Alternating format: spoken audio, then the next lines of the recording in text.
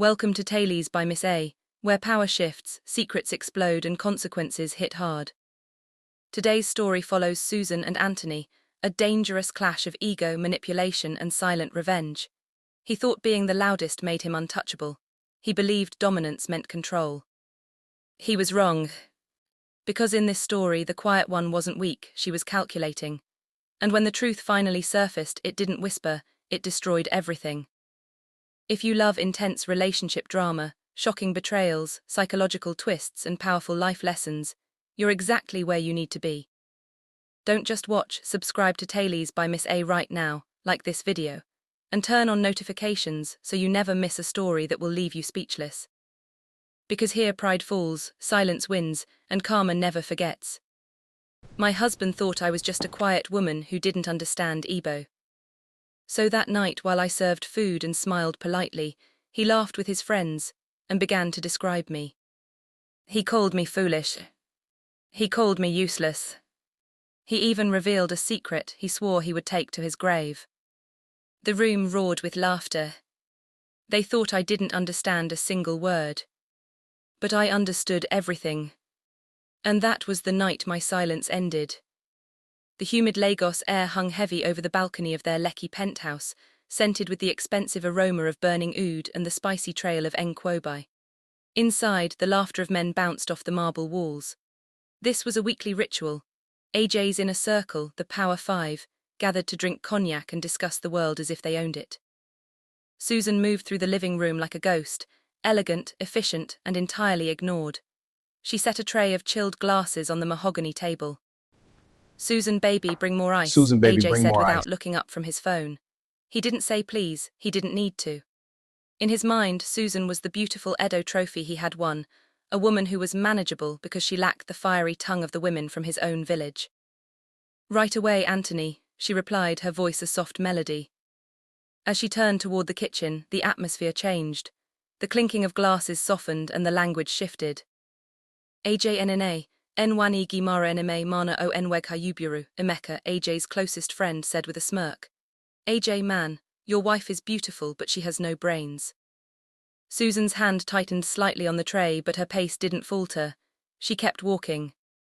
"O Nweg Hai O Ma," AJ replied, followed by a sharp, mocking laugh. "She knows nothing. She's just a decoration. As long as she sees Johnson Igwe on the bank alerts, she's happy.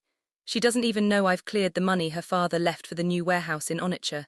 If you speak Igbo, you can say anything in front of her. She's as deaf as a stone." The room roared. Susan stood in the kitchen, the cold air of the open freezer hitting her face. For years, she had let them believe she only knew English and the Hausa she picked up in Kano. She had kept her Igbo a secret, a quiet remnant of the years she spent playing with the neighborhood children in Sabangari. She felt a hot tear prick her eye, but she blinked it away. She wasn't a stone, she was a recorder, and tonight the tape was finally full.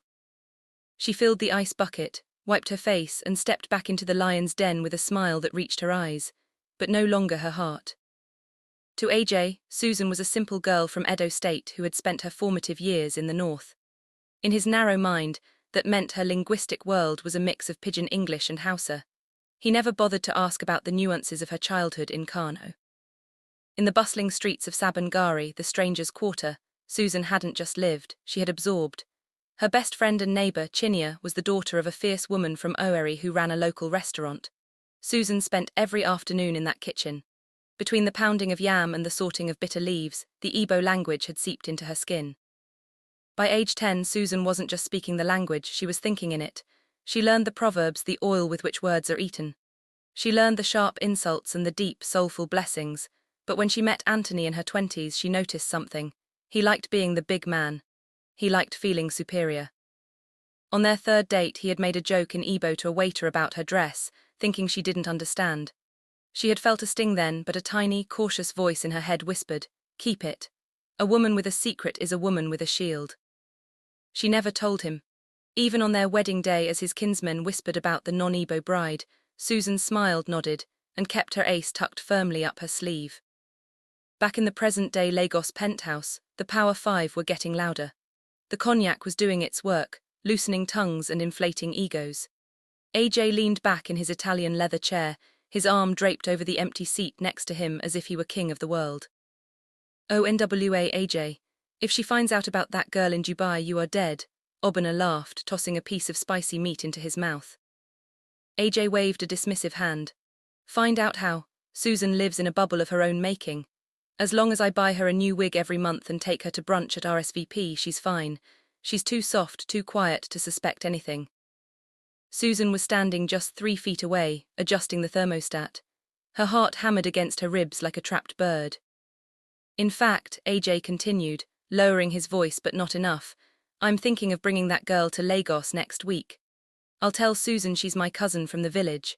She'll probably cook for her and wash her clothes without a single question. The men roared with laughter.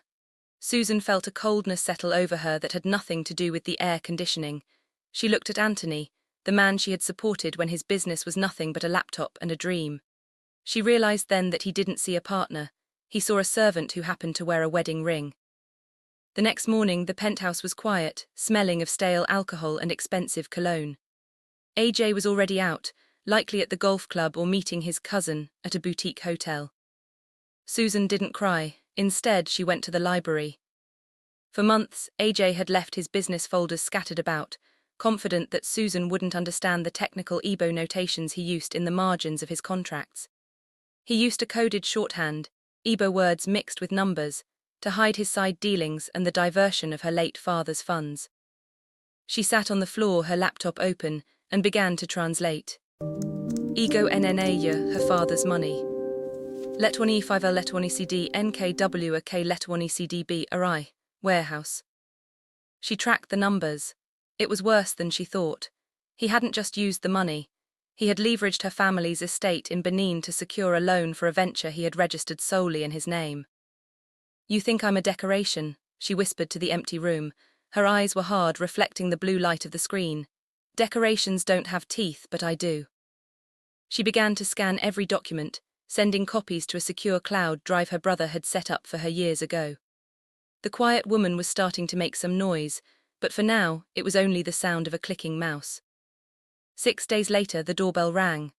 Susan opened it to find a woman who looked like she had stepped off a music video set. High heels, a dress that cost more than a month's rent, and an attitude that screamed entitlement. AJ walked in behind her, looking slightly flushed. Susan, babe, this is Ifoma. She's my distant cousin from the village. She's in Lagos for a few days for some job interviews. I told her she could stay in the guest wing. Ifoma didn't even look Susan in the eye. She handed Susan her designer handbag as if she were the housemaid. O Mara Nma Mana Odika Oni Nzuzu, Ifoma whispered to AJ in a thick Oeri dialect. She is pretty, but she looks like a fool. AJ chuckled, patting Ifoma's waist, a gesture that was far too intimate for a cousin. I Gwala M, he replied, didn't I tell you? Susan took the bag. She even forced a warm, hospitable smile. Welcome, Ifoma, Susan said in perfect English. I'll make sure your room is ready. I'm sure you're hungry. I've prepared some oaf oeri.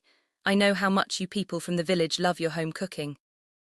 She saw the flicker of surprise in Ifoma's eyes at the mention of her specific hometown, but the girl quickly masked it with a sneer. Susan turned toward the kitchen, her smile widening. The trap was set. The bait was in the house. For the next 2 days, Susan was the model hostess. She served Ifoma breakfast in bed and ensured the guest wing was spotless. To AJ and Ifoma, she was a non-entity, a piece of furniture that breathed. This was their biggest mistake. They spoke freely, weaving a web of betrayal in a language they thought was her barrier. AJ ego ol karai efletwani cdr letwani cd enak per ego ya. Ifoma asked one afternoon while lounging by the pool. AJ, how much is left in her account? AJ laughed, sipping his drink. Nne a chegbula.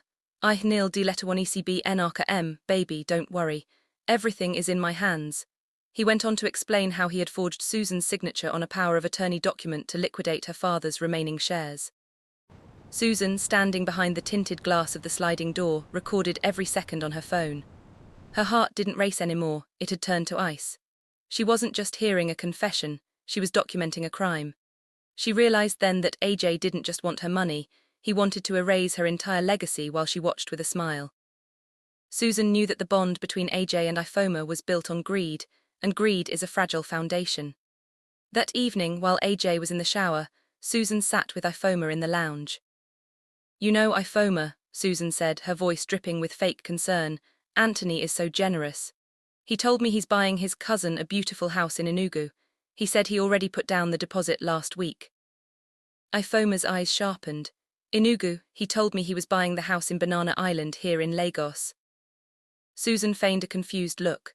Oh, maybe I heard wrong. He was speaking to his lawyer about a woman named Nkechi. He said she was his real heart's desire. I assumed he meant you, but maybe Nkechi is another cousin. The seed was planted. Ifoma's face clouded with a dark, territorial shadow. Susan watched the fire ignite in the other woman's eyes. If AJ could lie to his wife, Ifoma realized he could just as easily lie to his mistress. The tension in the house began to simmer. Ifoma started questioning AJ in Igbo, her voice sharp and demanding. Oni bilet 25 Nkechi, she barked during dinner. Who is Nkechi? AJ froze, his fork halfway to his mouth. He glanced nervously at Susan, who was calmly cutting her steak, looking as oblivious as ever. Ifoma mechi letwani cd and letwani 5. Susan and letwani cd eba, AJ hissed. Ifoma, shut up, Susan is right here. INWEGH letwani cb ike letwani cb gwa m garame. Ifoma retorted. You can't tell me what to do. She began accusing him of using her just like he used his stupid wife. Susan took a slow sip of her wine. The Power Five were supposed to come over for a meeting that night to finalize the warehouse deal. She knew that with Ifoma in a rage and AJ on edge, the stage was set for a spectacular collapse. She had already sent an anonymous tip to the bank's fraud department regarding the forged signatures, time to hit right when the meeting began. The Power Five arrived at 8 p.m., but the atmosphere was far from the usual celebratory mood. AJ looked haggard, his shirt wrinkled. Ifoma was packing the upstairs balcony like a caged tigress. AJ, what is wrong with you? Emeka asked, noticing the tension. You look like you've seen a ghost. Enwani anarinai nsogbu, AJ grumbled, gesturing toward the stairs where Ifoma was. This woman is giving me trouble. He tried to pivot to business, opening his laptop to show them the progress on the warehouse project. Everything is set. Once Susan signs the final release form tomorrow, which I'll tell her is a life insurance update, the money moves to our offshore account. Susan entered the room with a tray of snacks. She caught Emeka's eye and smiled. Enwani Nzuzu, Emeka muttered under his breath as she set the tray down. Foolish woman.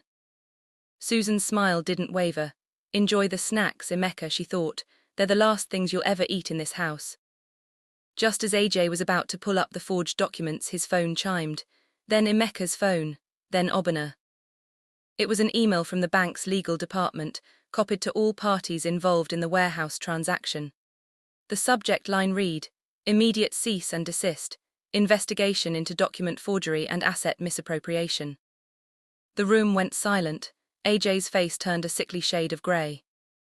G letawani cbn letawani cb narame, Obana shouted, slamming his hand on the table. What is happening?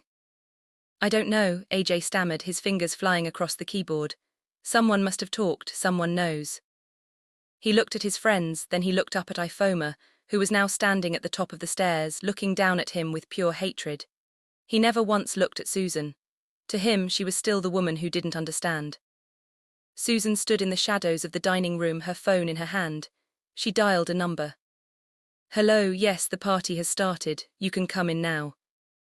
The heavy thud of the brass knocker echoed through the silent room, sounding like a gavel in a courtroom. AJ jumped, his cognac splashing onto his white linen trousers. Oni en letwani cd en letwani cd en letwani e5 letwani e5 z letwani cd. Emeka hissed, his bravado replaced by a visible tremor. Who is at the door? Susan didn't wait for AJ to answer. She walked to the door with a calm, measured stride that seemed to anchor the chaos in the room. When she opened it, 2 men in sharp suits and 3 uniformed officers from the Economic and Financial Crimes Commission, EFCC, stepped into the foyer. Anthony Johnson Igwe, the lead officer asked, his voice booming. AJ stood up, his face a mask of sweating desperation. Officer, there must be a mistake. We are just having a private gathering. INWEGH letawani cb, eb letawani cb garagba letawani cds letawani cd, Susan said quietly. The room froze. It was the first time she had spoken in a while, but it was the English they expected. She had spoken under her breath, a perfect melodic Igbo. AJ blinked, shaking his head as if he had a bug in his ear. He assumed he was hallucinating from the stress. The bank flagged the transfer of the Edo estate funds. The officer continued, laying a warrant on the marble table. We also received a comprehensive digital trail of the forged power of attorney and the diverted offshore accounts. AJ looked at his friends, his eyes pleading for a way out. "Nna mezi I her," he whispered to Emeka, the lawyer of the group. "Man, fix this." Emeka stepped back, raising his hands. "AJ, if this is about forgery, I am not involved. You told me she signed those papers voluntarily." "Ilara mne," AJ screamed at him, "you have ruined me." Susan walked to the center of the room. She picked up the warrant, glanced at it, and then looked directly at Anthony. The quiet woman was gone. In her place stood someone they didn't recognize, a woman whose eyes held the cold fire of a Kano winter and the ancient strength of an Edo queen. Ifoma came charging down the stairs, her heels clicking like gunfire. "Anthony, they are freezing the accounts. I tried to use my card just now and it was declined. What did you do?" She turned her venom on Susan. You stupid girl, look at what your husband has done. You were so busy playing house that you let him ruin everything." Susan didn't flinch. She looked Ifoma up and down, the designer clothes, the stolen jewelry, the arrogance built on another woman's blood.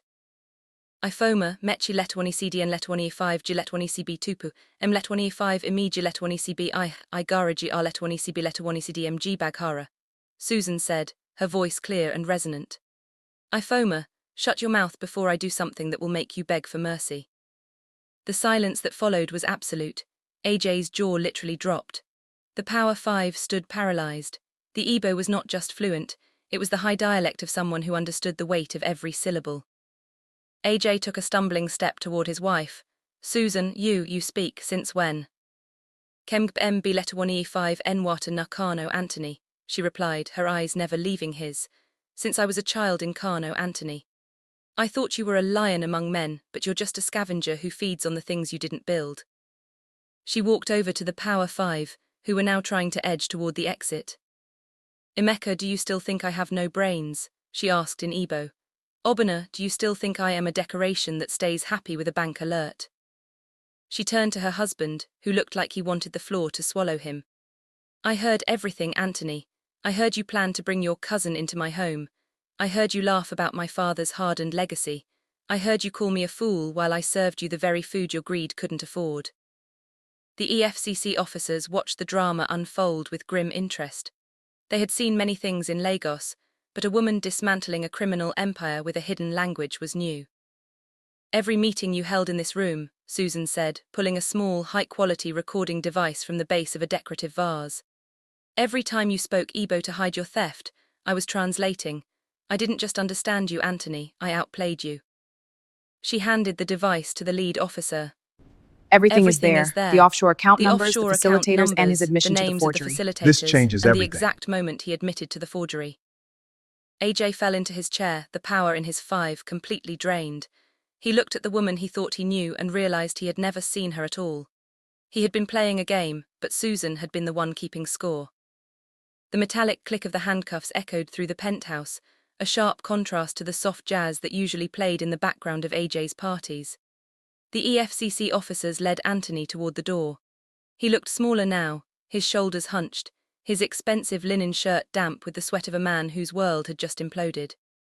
"Susan Biko," AJ pleaded, his voice cracking. "Susan, please." Susan stood by the window, looking out at the Lagos skyline she had helped him conquer. "Equila okwu letawani cdz letawani cd," she whispered back. "Don't say another word. Save your breath for the judge. You'll need it to explain why you thought a woman's silence was an invitation to rob her."